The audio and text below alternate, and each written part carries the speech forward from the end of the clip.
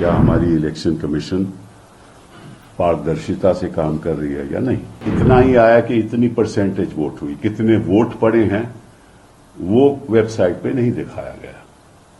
इसका कारण क्या है ये मैं नहीं जानता। कि इलेक्शन कमीशन को एक प्रेस कॉन्फ्रेंस के द्वारा ये बताना चाहिए कि 11 दिन क्यों लग गए।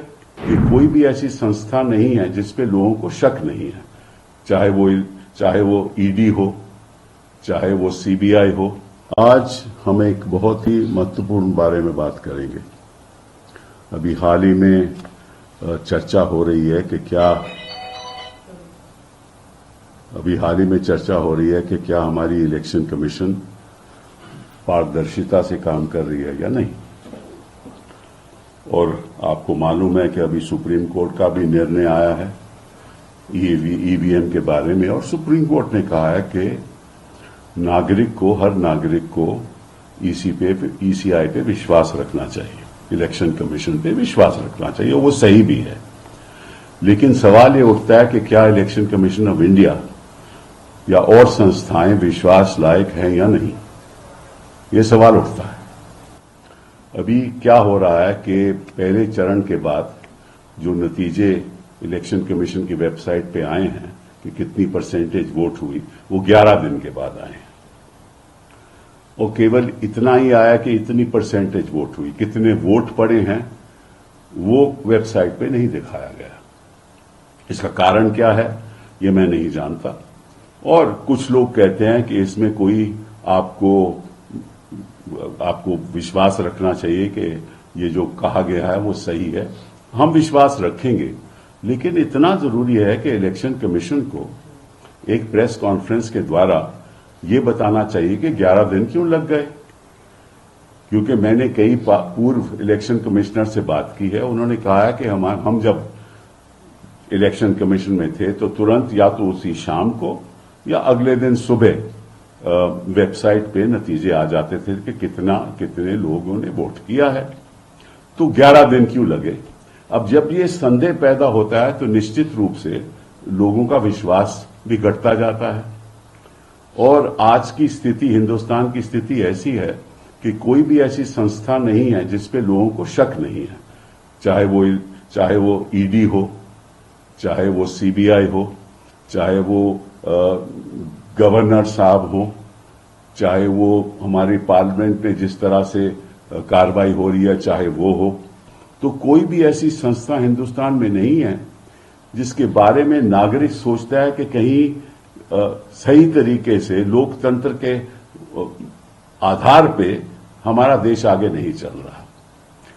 लेकिन आज मैं आपको एक बहुत महत्वपूर्ण बात बताना चाहता हूं कि हमारे election commission representation of peoples act में एक फॉर्म 17C होता है।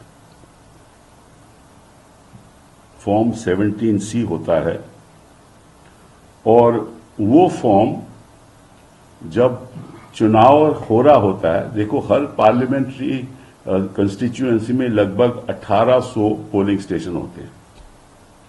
1800 पोलिंग स्टेशन का मतलब 1800 पोलिंग एजेंट होते हैं, और 1800 पोलिंग एजेंट के पास फॉर्म C होता है। और फॉर्म C को भरा जाता है।